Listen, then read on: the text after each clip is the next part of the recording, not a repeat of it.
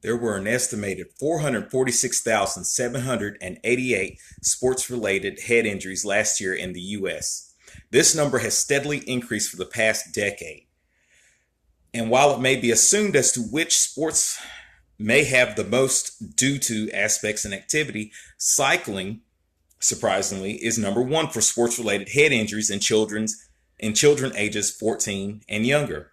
Football is number two with a documented 21,878 cases. With the alarming and intriguing number of head injuries, concussions are one of the most damaging and still underreported injuries in this country. For some part, toughing it out, or that's part of the game, is usually one of the prime reasons for underreporting.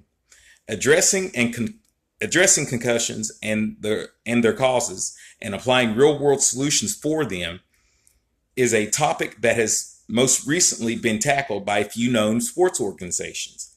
The NFL has enacted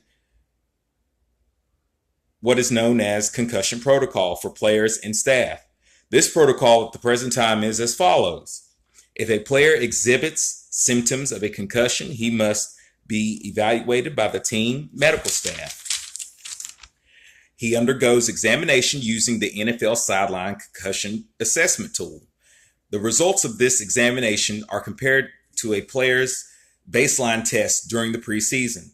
Some signs of a concussion are appearing dazed or stunned, appearing confused about assignment or position, forget plays, unsure of game, score, or opponent.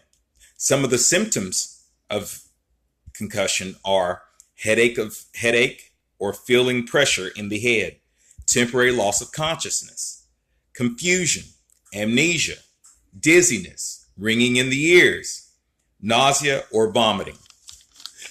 This is very important to diagnose quickly, as the effects of a concussion can result in long-term brain damage and may even prove fatal in some cases.